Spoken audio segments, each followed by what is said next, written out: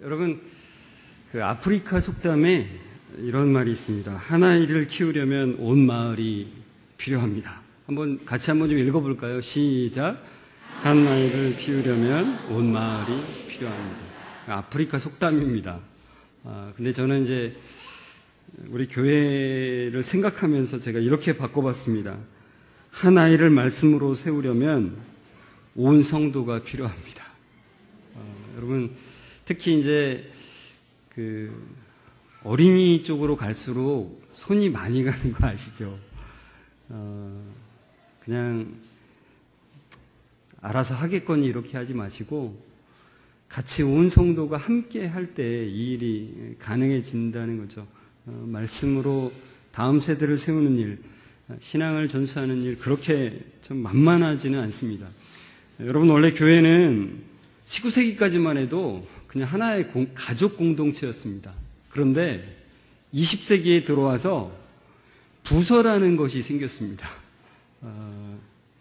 전문 사역자라고 저를 소개하셨는데 이 전문 사역이라고 하는 이름으로 각 부서가 이제 생기면서 그 연령대에 맞는 교육을 할 수 있는 장점은 생겼지만 단점으로는 교회의 전체의 가족 공동체가 약간 분리되는 듯한, 단절되는 듯한, 세대 간에 단절되는 듯한 단점이 생긴 겁니다. 그렇다고 해서 우리가 다시 옛날처럼 그냥 가족 공동체로 부서 없이 그렇게 하자, 이렇게 제가 말씀드리는 것은 아니고, 장점은 살리되 우리가 함께 한 마음으로, 특히 여름성경학교나 수련회는 너무나 좋은 기회입니다. 온 성도들이 함께 이 다음 세대에게 신앙을 전수할 수 있는 너무나 좋은 그런 시간이라는 거죠. 우리가 한 마음으로 다음 세대를 세우지 않으면 이제는 더 이상 미래는 없어요. 우리 한국교회가 한동안은 성장 위주로 너무나 달려왔기 때문에 제대로 신앙을 전수하는 일에는 관심을 별로 안 가졌습니다. 그래서 지금 다음 세대의 모습은 이제 10명 중에 7명은 대학을 졸업한 지 4년 만에 교회를 떠나는 그런 상태가 되었다는 겁니다.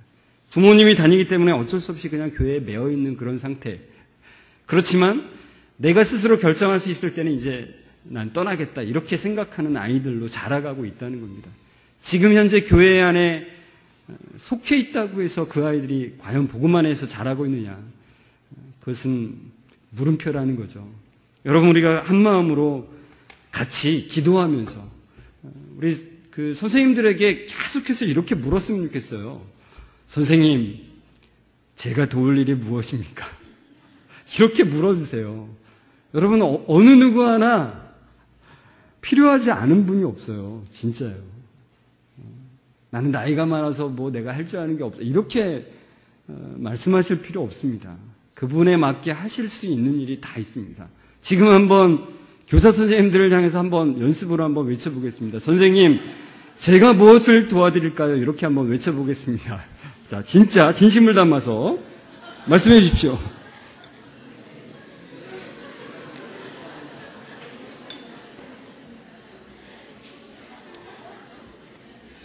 계속해서 그 말씀들이 이어지기를 바랍니다. 제가 어느 교회 갔더니 그 교회 교사 교육에 이제 제가 이제 강사로 잠깐 갔는데 거기에 부장집사님이 교사들에게 환영의 인사를 하면서 이런 말을 하는 겁니다. 3D 업종에 오신 여러분들을 환영합니다. 참, 여러분, 3D가 뭐죠? difficult, 그리고 dangerous, dirty입니다. 정말 어렵고 위험하고 더러운 일, 교사들이 하고 있는 일이에요. 여러분, 요즘에 아이들이 얼마나 다루기 어려운지 안 맡아보신 분은 모를 겁니다. 옛날에 또 아이들하고는 더 달라요. 정말 다루기가 너무너무 어려운 그런 아이들입니다. 그런 아이들하고 함께하는 것은 위험합니다. 때로는 생명의 위협이 있을 수 있고 마음의 상처를 받을 수 있는 위협들이 너무나도 많이 사실 존재합니다. 어떤 땐 더럽다고 느껴집니다. 치사하고 진짜 더러운 걸 치워야 되는 일들이 실제로 존재합니다.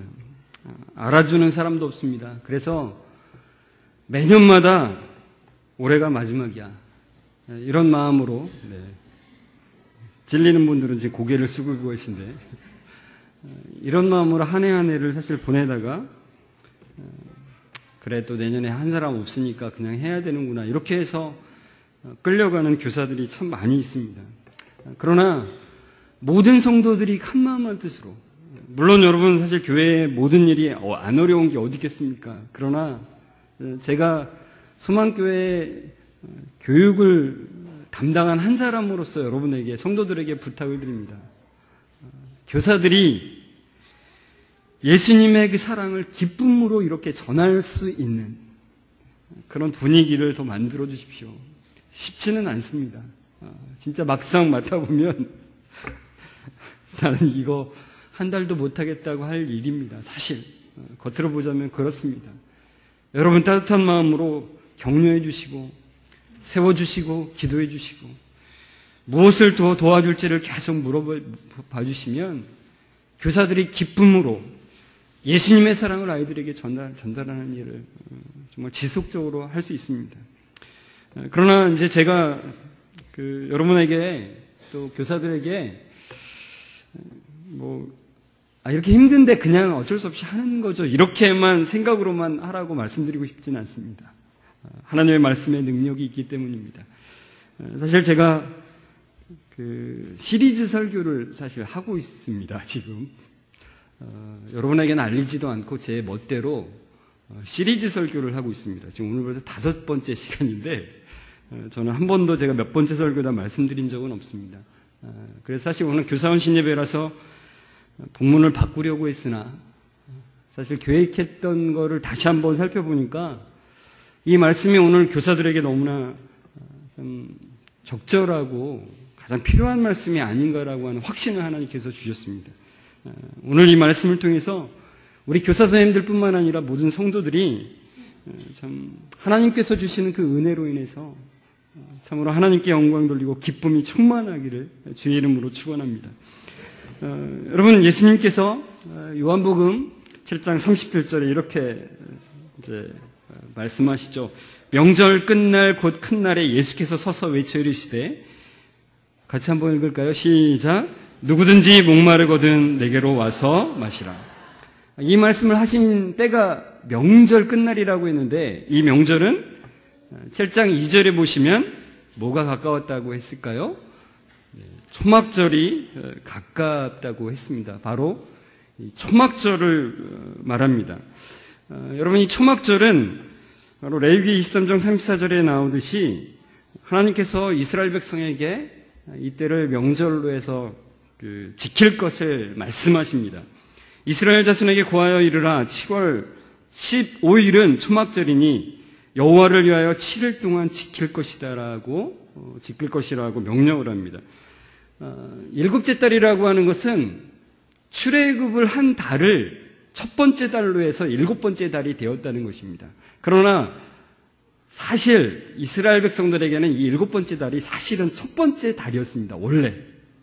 그러니까 이 달이 그들에게는 신년이었습니다. 신년. 그러니까 그들로 말하면 이 7월 10일이 원래는 1월 1일 설날이었다는 거죠. 그래서 7월 1일이 바로 나팔절이 됩니다. 이 나팔절은 신년이 되었음을 알리는 축하 행사가 있는 날입니다. 그리고 7월 10일은 대속죄일로 바로 하나님께서 자신들의 이스라엘 백성의 죄를 속하시는 것에 대한 그 속죄의 기쁨이 넘치는 날이었습니다. 그리고 7월 15일은 바로 하나님께서 초막절로 7일 동안 그리고 8일째는 대회로 모이도록 그렇게 했는데 그러니까 총 8일 정도 모여서 정말 출애굽의 기쁨을 누리고 광야 생활을 기념하면서 초막을 그러니까 텐트를 치고서 정말 기쁨이 넘치던 그런 행사였습니다. 이 초막절은 우리나라로 말하면 시기적으로는 추석과 거의 일치합니다. 날짜상으로 볼 때는 우리나라의 추석과 그러니까 우리나라 추석을 지나면 이스라엘은 지금 초막절 행사를 하고 있구나라고 생각하시면 되겠습니다. 이스라엘의 역사들을 보면은 거기에 기록된 것들을 보면 초막절에는 행사가 너무나 많아서 사람들이 잠을 자기조차도 힘들었다고 합니다. 행사가 하도 많아서 밤새도록 하는 행사뿐만 아니라 뭐 낮에도 있고 그래서 거의 8일 동안은 잠을 안 자고 살았다는 거예요. 여러 가지 행사 중에서 제가 오늘 잠깐 보여드릴 행사들이 있는데, 그 행사 중에 바로 이 번제단에, 성전에 있었던 그 번제단에 호산나 나무를 세우는 행사가 있었습니다. 이 호산나 나무는 성경에는 이제 버드나무로 나오는데요. 호산나 나무로 칭한 것은 바로 그 이유가 있습니다. 그런데 우선은 그 호산나 나무는 번제단의 남서쪽에다가 저렇게 세우는데 번제단보다는 조금 더 높이 올라오도록 그렇게 세웠습니다. 자, 그리고는 사람들이 그 제사장들이 먼저 앞장서고 그 백성들이 뒤를 이어서 그 번제단 주위를 도는 것입니다. 4가지 식물, 그러니까 아름다운 나무실과 종려나무 가지, 무성한 가지, 시내버드를 취해서 7일 동안 즐거워하라고 하신 레위기 23장의 말씀을 근거로 해서 거기에 해당하는 4가지 식물을 들고서는 그 주위를 막 도는 겁니다. 근데 그때 이들이 그 암송하면서 불렀던 노래가 바로 여호와여 구하옵나니 이제 구원하소서, 여호와여 우리가 구하옵나니 이제 형통케 하소서. 그럼 이 말씀을 보면 생각나는 단어가 있습니까? 제가 묻고 있는 겁니다. 생각나는 단어가 있습니까? 이제 구원하소서. 예수님이 예루살렘에 입성하실 때 사람들이 외쳤던 말이 이제 구원하소서죠. 그 말이 무엇입니까? 호산나입니다. 그래서 아까 그 번제단의 남서쪽에 세웠던 그 나무 이름이 호산나 나무인 겁니다. 왜냐하면 우리의 존재가 지금 이렇게 베어진 잘려진 가지와 같습니다. 우리를 구원해 주소서라고 그 주위를 돌고 있는 것입니다. 그러면서 사실 이 행사와 더불어서 같이 진행되는 행사가 있었는데 바로 실로암 연못에서 물을 떠오는 행사였습니다. 여기는 제사장이 이제 뜨게 되어 있는데 이 실로암 연못은 바로 기온 샘물이 성 바깥에 있었잖아요. 그래서 그것을 히스기야가 수로를 통해서 성내로 끌어들이는 거죠. 그래서 연못을 하나 만드는 겁니다. 그러니까 이 실로암 연못은 샘물이라고 하는 점이 굉장히 중요한 거죠. 샘물은 제가 지난번에 말씀드렸듯이 인간이 수고로 퍼서 올린 물이 아니라 하나님께서 주신 은혜의 상징이라는 거죠. 이 실로암 그 물을 떠서 이제 번제단으로 가져오게 되는데 그 가져오면서 또 이들이 노래를 부릅니다. 뭐라고 노래 부르냐면 우물물아 솟아나라 솟아나라 넘치도록 이 노래를 부릅니다. 민수기 21장에 나오는 바로 이스라엘 백성들이 그 광야 생활을 할 때 하나님께서 파라고 했던 그 우물을 통해서 또 노래를 부르라고 하셨던 것을 기억하면서 하나님이 광야 생활에서 그 조상들에게 주신 그 물을 생각하면서 부르는 것입니다. 그리고 또 부르는 노래는 구원의 샘에서 물을 기르리라 구원의 샘에서 물을 기르리라. 그러니까 하나님께서 약속하신 그 구원의 샘, 그것을 주실 것이라고 하는 그 약속의 말씀을 생각하면서 그 노래를 부르면서 이제 제단으로 가는 겁니다. 그 번제단에 가서 바로 그들이 길어온 그 실로암 물을 이 포도주를 부은 것과 더불어서 바로 실로암 물을 거기에 이제 붓게 됩니다. 그 자리가 바로 남서쪽이라고 제가 말씀드렸듯이 호산나 나무가 심겨진 남서쪽, 그쪽을 향해서 물을 붓는 거죠. 그러니까 하나님의 그 구원의 샘물이 바로 가지가 꺾여진 가지 같은 우리에게 임하시기를 간절히 소망하는 마음으로 그렇게 노래를 부르고 거기에 그렇게 의식을 행하는 것입니다. 그런데 또 초막절의 이 시기는 굉장히 그들에게 중요한 시기였습니다. 이제 곡식을 다 한 해 수확한 것을 저장하면서 다시 다음의 농사를 대비하는 그런 시기입니다. 이제 곧 이른 비가 내려야 되는, 이제 겨울이 되면은 우기가 되잖아요. 근데 그 우기 전에 가을에 이른 비가 내려야만, 그리고 이제 겨울이 끝나면서 봄에 늦은 비가 내려야만 농사가 망치지 않고 그들이 풍요롭게 추수를 할 수가 있었습니다. 그러나 종종 이른 비와 늦은 비는 잘 내리지 않을 때가 많았습니다. 그러니까 이들에게는 그 물이 애타게 바라는 그들에게는 이른 비와 늦은 비를 굉장히 갈구하는 거죠. 그러면서 여기에 부으면서 그들이 소원을 하는 겁니다. 간구를 하는 거죠. 하나님, 이른 비와 늦은 비를 우리에게 적절히 내려 주옵소서. 이렇게 간구하는 것입니다. 이런 배경 속에서 너무나도 간구와 또 기쁨이 넘치는 이 초막절 행사를 하고 있는 이들에게 바로 예수님께서 외치시는 것입니다.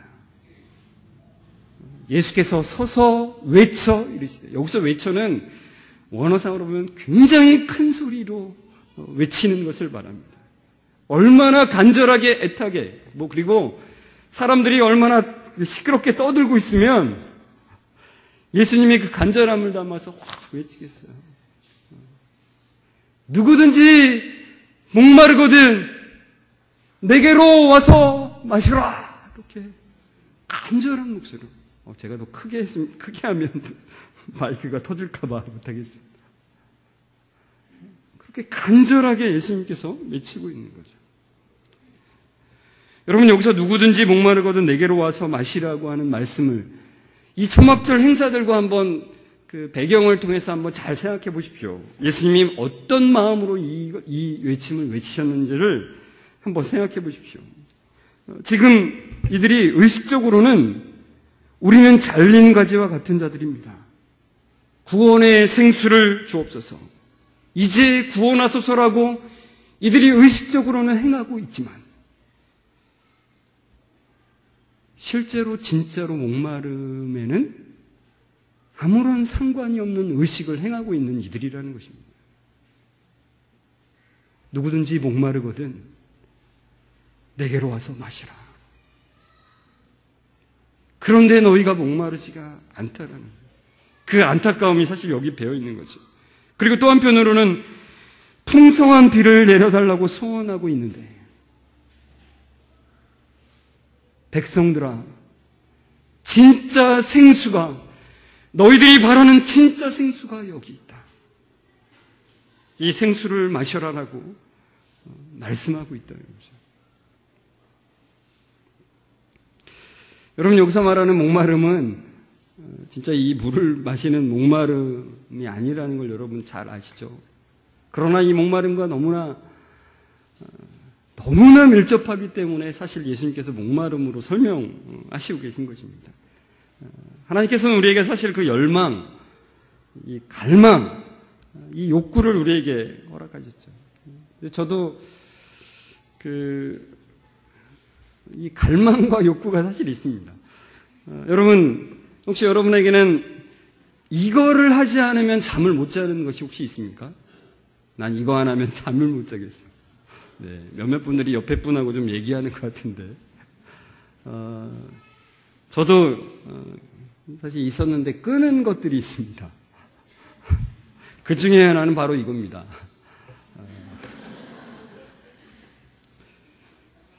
바둑을 처음 배웠을 때는 너무 신기했습니다. 그래서 빠져들겠더라고요. 그날 제가 바둑 한 판을 두지 않으면 잠을 못 자겠어요. 그리고 잠자려고 이렇게 딱 누우면 천장이 바둑판이 됩니다. 그때 내가 이수를 이렇게도 했어야 되는데 그래서 그때 제가 깨달았어요. 어떤 목사님이 바둑에 빠져가지고 설교할 때 성도들의 머리가 바둑알로 보인다는 그 말이 이해가 되더라고요. 여러분, 저는 여러분의 머리가 바둑알로 보이지는 않습니다. 지금은 끊었습니다. 여러분, 사실 제가 한 판을 두지 않으면 잠을 자지 못할 그 시절에 생각하면 굉장한 열망이었습니다. 바둑을 향한 열망. 여러분, 우리에게는 다 이런 것들이 다 있습니다. 내가 알 수 없게 마음이 가는 것들이 사실 있습니다. 물론 겉으로 확 드러나는 것도 있지만 겉으로 완전히 드러나지 않는 것들이 사실 있습니다. 여러분, 우리에게는 공통적인 목마름들이 있습니다. 여러분, 이런 목마름이 있으신 분은 아멘을 해주시길 바랍니다. 자, 여러분, 가정의 화목에 대한 목마름이 있으십니까? 별로 목마름이 없는 것 같아요. 여러분, 가정의 화목에 대한 목마름이 있으십니까? 네. 아멘이죠. 네. 여러분, 가족의 건강에 대한 목마름이 있습니까? 네. 무슨 부흥회 같습니다. 네. 세 번째, 여러분, 자녀가 잘 되는 것에 대한 목마름이 있습니까? 네. 소리가 더 커지고 있습니다. 여러분, 경제적 안정에 대한 목마름이 있습니까? 네. 더 커지네요. 네. 다섯 번째, 직장이나 모임이나 다른 사람에게서 인정받고 싶은 목마름이 있습니까? 몇 사람만 대답하시네. 아마도 다 있을 겁니다. 이런 목마름이 우리에겐 다 공통적으로 있습니다. 또 이제 개개인마다 다른, 저 같은 경우는 바둑, 또 이런 것들이 있죠. 각자마다 그게 이상하게 내 마음에서 흘러가는 그것이 있죠. 여러분, 자식도 생각하면 그렇지 않습니까? 이상하게 생각이 막 갑니다. 제가 예전에 목회하던 그 교회 담임 목사님은 그 군대에 이제 그 아들을 보냈는데, 농산훈련소에서 거의 1000명에 가까운 훈련병들이 다 집결해 있는데, 목사님의 아들만 아주 또렷하게 보이더래요.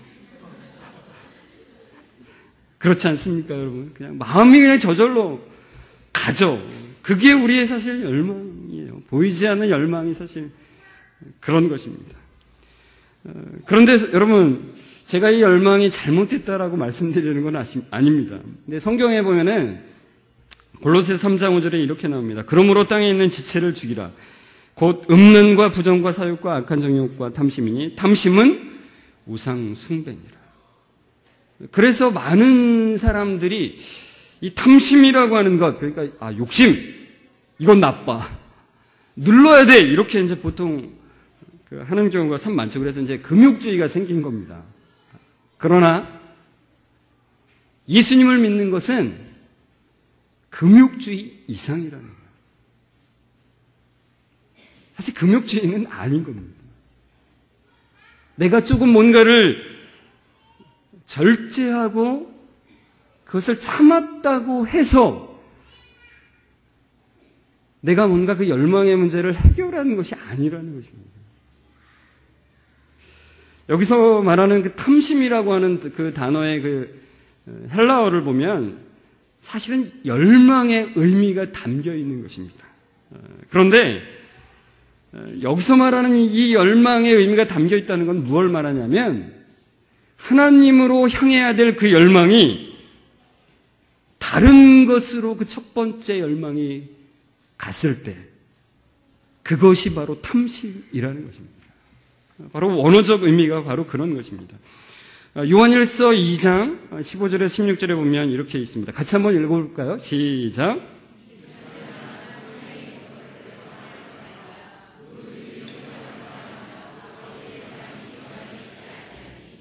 세상에 있는 모든 것이 육신의 정욕과 안목의 정욕과 이생의 자랑이니 다 아버지께로부터 온 것이 아니요 세상으로부터 온 것이라.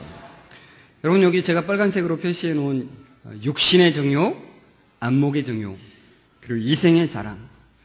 바로 이것은 하와가 범죄할 때 행했던 세 가지입니다.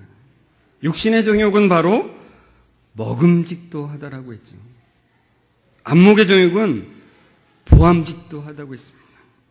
이생의 자랑은 지혜롭게 할 만큼 탐스럽기도 한지라라고 했습니다. 그러니까 사람들이 내 지혜를 알아주기를 원하는 이생의 자랑이라는 거죠. 그러니까 여러분, 인간의 타락은 바로 이 열망의 타락이라는 거예요. 열망. 그러니까 원래 하나님께서는 우리를 창조하실 때 이런 질서로 창조하신 거죠. 하나님을 그 중심에, 하나님을 열망하고, 첫 번째로 열망하고, 그리고 세계는 다스리도록 한 그 질서로 이 세상을 창조하셨죠. 그러나 인간이 이 타락해서 이것을 바꿔버렸습니다. 물질을 첫 번째 열망의 자리에 놓고, 또는 자기의 의를 첫 번째 자리에 거기에 올려놓은 것입니다. 그러니까 나의 잘남을 인정받고 싶은 그 열망을 첫 번째 자리에 두었다는 거죠. 그러니까 이게 다 뒤엉켜 버렸다는 것입니다. 창조의 질서가 무너진 거죠. 여러분, 십계명도 사실 마찬가지인데요. 이 십계명은 사실은 10개의 계명으로 나눠져 있지만, 우리가 10개로 분류해서 보지만 사실은 하나의 얘기를 하고 있는 겁니다. 그것은 바로 만족의 대상, 열망의 대상이 누구냐에 대한 문제를 거론하고 있는 겁니다. 너의 만족의 근원을 하나님으로 두고 열망하고 있느냐? 하나님만으로 만족합니다, 하나님만으로 충분합니다라고 하는 그 열망으로 하나님만을 열망하며 살라라고 하나님께서 우리에게 말씀하고 계시다는 거죠. 근데 그게 쉽지가 않다는 겁니다. 하나님만으로 열망하고 산다는 게 쉽지가 않죠. 여러분, 여기는 제가 2주 전에 여러분에게 보여드렸던, 제가 건들지도 않았습니다. 물도 그대로입니다. 조금 물이 줄었죠. 그런데 어떻습니까? 이 파랗게 그대로 있는 게 너무나, 제가 제 책상 앞에, 사무실 책상 앞에 두고서는 묵상을 했습니다. 내가 이와 같은 존재는 아닌가. 진짜로 목말라야 되는데 목마르지 아니하는 것이 있어서 내가 목마른 줄을 모르는 거죠. 제가 지난주에 하나 꺾었는데 이미 사실 이거는 이렇게 말라 비틀어져 있거든요. 근데 얘는 조금씩 우선 임시방편으로 먹을 물이 있어서 그런지 여전히 푸르러요. 이런 것들이 있으니까 우리는 목마른 줄을 모른다는 것입니다. 진짜 목마름을 대체할 만한 것들이 우리에게 있기 때문에, 다른 열망들이 우리에게 있기 때문에, 진짜 예수님이 누구든지 목마르거든 내게로 와서 마시라는 그 말씀이 마음에 안 와닿는 거예요. 여러분, 여기 교회 여기 계신 분들 중에 이 말씀 모르는 분 거의 없죠. 누구든지 목마르거든 내게로 와서 마시라는 이 말씀 모르는 분이 있겠습니까? 거의 없죠. 그러나 그것이 마음에 잘 와닿지 않는 것입니다. 오늘 오전에 김정인 목사님께서 인용하신 구절인데, 구하여도 받지 못하면 정욕으로 쓰려고 잘못 구하기 때문이라 라는 말씀. 여러분, 여기서 이 정욕도 마찬가지입니다. 원어상 의미로 보면 열망의 의미가 담겨있는 말이에요. 그러니까 자기 의와 물질을 향한 열망으로 가득 찼기 때문에 하나님이 주시는 만족이 있을 수가 없다라는 거예요. 이 말씀의 의도는 그것입니다. 그 다음 구절을 보면 가늠한 여인들아라고 나오는데, 사실 좀 이 번역을 조금 원어상으로 좀 바꿨으면 하는 마음입니다. 이런 의미입니다.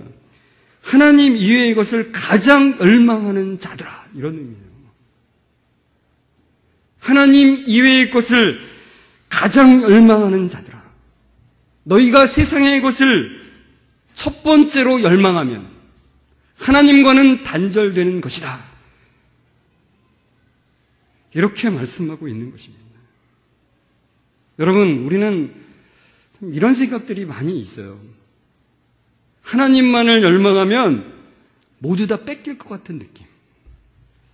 성령 충만하면 갑자기 하나님의 모든 재산을 다 내놓으라고 할 것 같은 느낌.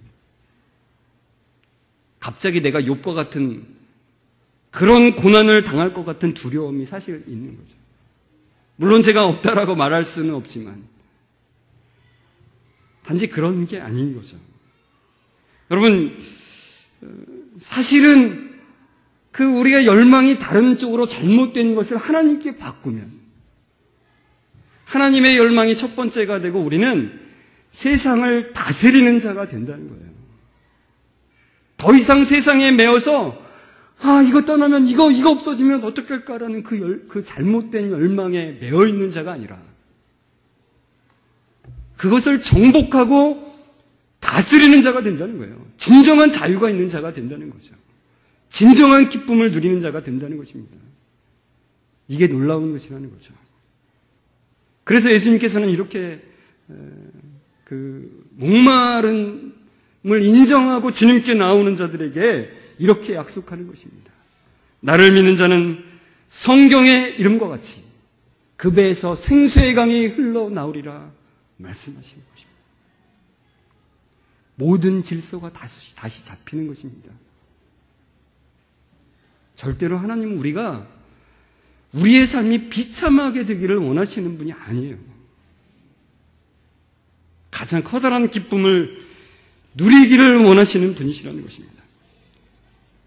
여러분, 이 구절에서 성경의 이름과 같이라는 말이 나오는데 여기에 관주를 보면은 이사야서 12장 3절, 아까 제가 그 노래를 불렀다는 그 구절이 나옵니다. 사실 이 구절에서 여기서도 제가 이 번역을 좀 바꾸고 싶은 단어가 있습니다. 이 우물물이라는 것이 성경의 여러 번역본들을 보면은 샘물이라고 번역된 성경이 있고 우물이라고 번역된 성경들이 있습니다. 근데 사실 제가 원어상으로 보자면 샘물이 더 맞다는 거죠.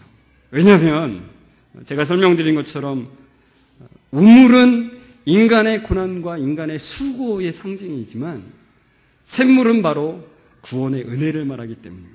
그래서 구원의 우물들 그러면 약간 어색해요, 사실. 이걸 모르는 분들은 그냥 우물물 해도 비슷하긴 하지만 정말로 그 은혜가 강조될 때는 샘물이라는 것이 사실 여기에 단어가 놓여야지 더 적절하다는 거죠.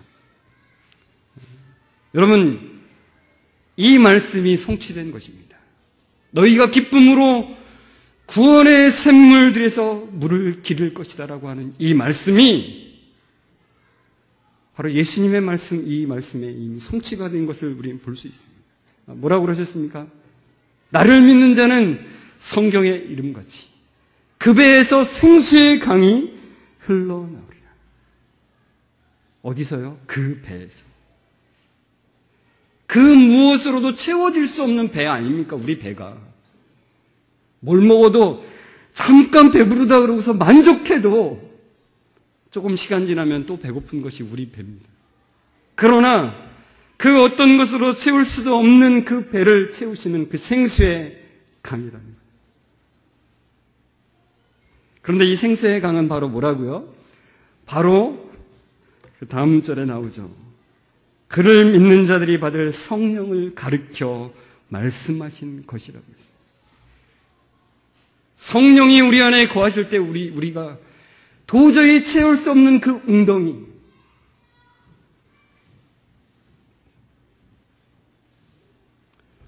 헛되고 헛된 것들로 채우려고 했던 그 웅덩이, 그것을 성령님께서 채우신다는 거죠. 그런데 거기에 가로에 그렇게 적혀있죠. 예수께서 아직 영광을 받지 않으셨으므로 성령이 아직 그들에게 계시지 아니하시더라. 바로 예수님께서 십자가에 못 박히시고 부활하셔서 승천하시면 보내시겠다고 하신 그 성령님이 이제 오순절 성령 강림 사건을 통해서 이제 임하시죠. 이 오순절 성령 강림 사건은 상당히 의미가 있는 사건입니다. 물론 이 그림이 이렇게 표현했지만 이게 뭐 정확하지는 않은 거죠. 근데 이 오순절 성령 강림 사건은 바로 구약 시대에서 성령님은 분명히 계셨고 함께 하셨지만 주로 특정한 때의 특정한 사람 안에서 역사하셨던 거죠. 그러나 이제 이 오순절 성령 강림 사건을 통해서 그리스도를 믿는 모든 자에게 다른 것으로는 만족할 수 없습니다. 오직 하나님이 나의 만족의 근원이십니다. 하나님, 저는 목마른 자입니다. 하나님, 저를 채워주소서라고 간구하며 하나님의 이름을 부르며 나오는 자들에게 성령님은 늘 함께 하시고 그래서 보호하시고 인도하시며 힘을 주셔서 일하게 하신다는 것이죠. 여러분, 그래서 사도 바울이 이렇게 또 고백하죠. 완전한 만족을 주시는 생수의 강이신 성령께서 늘 함께 하시며 능력으로 역사해 주심을 고백하는 겁니다. 나도 내 속에서 능력으로 역사하시는 이의 역사를 따라 힘을 다하여 수고하노라. 여러분, 이것이 우리 교사들의 고백이 되었으면 좋겠습니다. 우리의 힘으로 하는 것이 아니라 우리 안에서 완전한 만족을 주시는 그 성령님, 그 성령님이 내 안에 계시기 때문에 그 힘을 공급받아서 주님, 나도 내 속에서 역사하시는 이의 역사를 따라 최선을 다해서 수고합니다 라고 나아가는 거죠. 여러분, 단순히 지친 마음으로 물론 지칠 때도 있어요. 그러나 그것이 늘 지칠 대로 그냥 지친 대로 그대로 하지 않으셨으면 좋겠습니다. 우리를 온전히 만족케 하시는 그 성령님이 내 안에 계심으로 내 주변에 있는 사람들이 그 온전한 만족을 누리지 못한, 그 생수의 강을 경험해보지 못한 사람들에게 이것을 전하지 않고는 못 견디는 마음으로, 주님, 저의 배우자가, 저의 자녀들이, 저의 교우가, 제가 맡은 주일학교 아이들이 이 생수의 강을 경험하게 인도해 주세요. 하나님, 제가 그 일에 같이 쓰임을 받기를 원합니다라고 하는 소원의 고백으로 여러분의 일들을 감당하셨으면 좋겠습니다. 여러분, 예수님께서는 우리에게 이렇게 말씀하시죠. 마태복음 5장 6절, 의에 줄이고 목마른 자는 복이 있나니 그들이 배부를 것이며. 여러분, 이게 단순히 먹고 마시는 얘기입니까? 바로 하나님의 의, 내 의가 아닌 물질을 향한 그 열망이 아니라 하나님을 향한 그 열망이 있는 자들은 그들은 채움을 받을 것이라는 것입니다. 여러분, 제가 여러분에게 질문하고 싶습니다. 무엇에 목마르십니까? 예수님이 누구든지 목마르거든 내게로 와서 마시라고 하신 그 말씀을 생각하면서 과연 나는 무엇에 목마른가를 깊이 있게 고민하셔야 됩니다. 이것이 해결되지 않으면 우리는 정말 그 생수의 강이 주는 그 놀라운 기쁨을 모른 채 살아가는 것입니다. 하나님이 주시는 그 놀라운 기쁨, 그것을 여러분이 아셨으면 좋겠습니다.